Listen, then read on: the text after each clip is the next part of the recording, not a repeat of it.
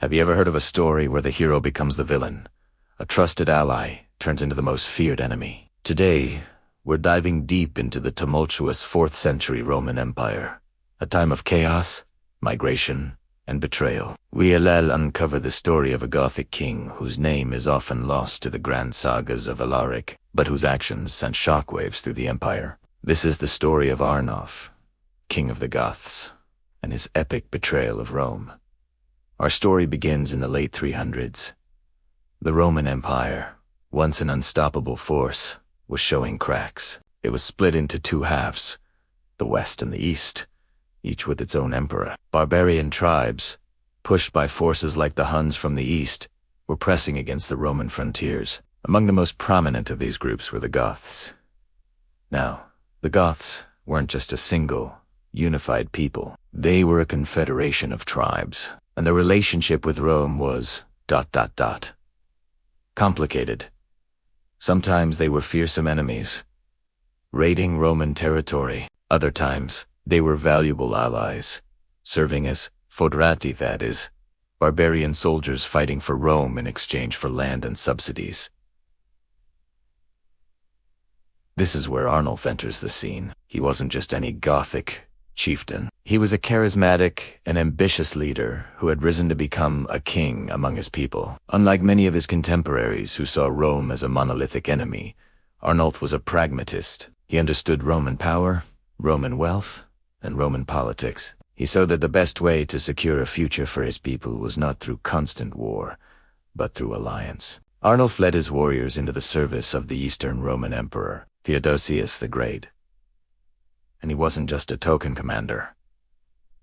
Arnoth proved to be a brilliant military strategist. His Gothic cavalry was legendary, known for its ferocity and discipline. He fought in some of the most crucial battles of the era, helping Emperor Theodosius secure his borders and even put down internal rebellions. For his loyalty and his victories, Arnoth was showered with honors. He was given a high rank in the Roman army, granted vast estates, and his people were settled on fertile lands within the empire's borders. To many in the Roman court at Constantinople, Arnoth was the model of barbarian ally, tamed and useful force for the empire. He was respected, feared, and, most importantly, trusted.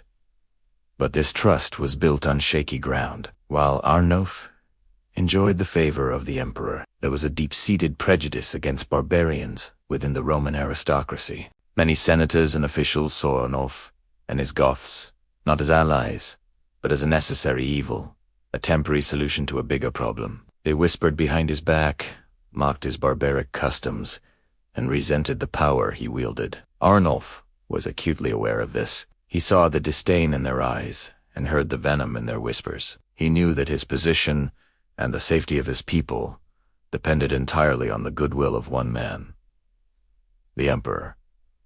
Then, in 395 AD, everything changed. Emperor Theodosius died. The empire was officially and permanently divided between his two young sons, Arcadius in the east and Honorius in the west. With Theodosius gone, Arnoth lost his most powerful protector. The court officials who had always disliked him now saw their chance. They began to sideline him, cutting his subsidies and questioning his authority. They treated his people with increasing contempt, and old agreements about land and provisions were ignored. For Arnoth, this was more than just a personal insult. It was a threat to the very survival of his people. He had kept his end of the bargain. He had fought Rome's wars and bled for the empire. In return, he and his people were being treated like beggars.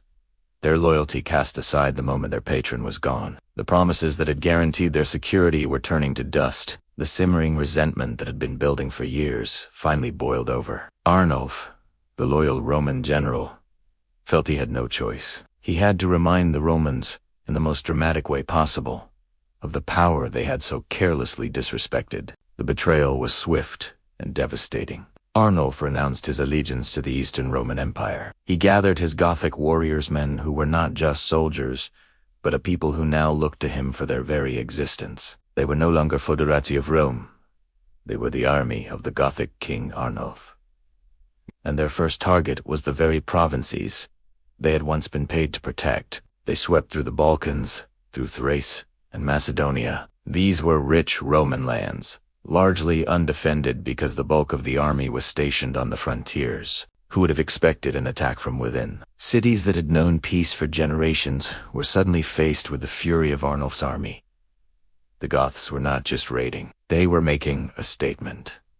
They plundered villas, sacked towns, and burned fields. The smoke from their destruction could be seen for miles, a terrifying signal that the empire's control was collapsing.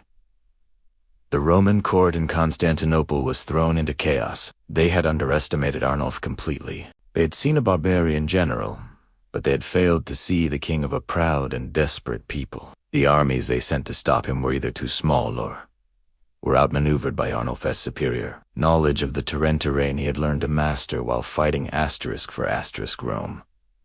His betrayal was not just a military rebellion. It was an ideological crisis. It proved that the fortified system, the cornerstone of late Roman defense, was a double-edged sword. The very warriors hired to protect the empire could become its most dangerous destroyers. Arnoth's campaign of terror was not mindless violence. It had a clear, political objective. He wasn't trying to conquer the Roman Empire. He knew that was impossible. He was trying to force the new emperor Arcadius and his court to the negotiating table. He wanted a new deal, a better deal. He wanted more land for his people, more gold, and, most importantly, a legitimate and powerful position for himself within the Roman power structure, one that could never be taken away at the whim of some court official. He was using destruction as a form of leverage, demonstrating that the cost of ignoring him was far greater than the cost of meeting his demands. The crisis deepened as Arnoth marched his army south, into Greece itself. He bypassed the famous pass of Thermopylae and descended upon a land rich with ancient history and culture. Cities like Corinth, Argos, and Sparta, which had stood for 1,000 years, were plundered. The devastation in Greece was a profound psychological blow to the Roman world. It was a desecration of their cultural heartland by the very barbarians they looked down upon. Finally, the Eastern Roman court, unable to defeat Arnoth militarily, was forced to do exactly what he wanted. They negotiated. In a stunning reversal, the Romans offered Arnoth a new title. He was made Magista Militum per Illyricum, which means Master of Soldiers for Illyricum. It was a high-ranking official Roman military command. In essence, the Romans were now paying the man who had just ravaged their provinces to protect those same provinces. Arnoth had won. He had turned betrayal into a promotion. He now had the official Roman authority and the resources he craved. He had secured a home and a future for his people, at least for a while. Arnoth's story is a powerful lesson from the final centuries of the Roman Empire. It shows us how fragile alliances can be, and how pride and prejudice can lead to disaster. The Romans' arrogance blinded them to the legitimate grievances of their allies, and they paid a heavy price. Arnoth's betrayal wasn't just the act of one man. It was the result of a system that treated an entire people as disposable tools of war. His dramatic rebellion served as a blueprint for other Gothic leaders, most famously Alaric, who, just a few years later, would take this strategy to its ultimate conclusion and sack the city of Rome itself. So while Arnoth's name might not be as famous as others, his story is a critical chapter in the fall of the Roman Empire. It's a classic tale of how a trusted friend, when pushed too far, can become the most formidable of foes. Thanks for joining us on this journey back in time. If you found this story fascinating, make sure to hit that like button and subscribe for more deep dives into the hidden corners of history. Let us know in the comments what other historical betrayals you'd like to see covered. Until next time.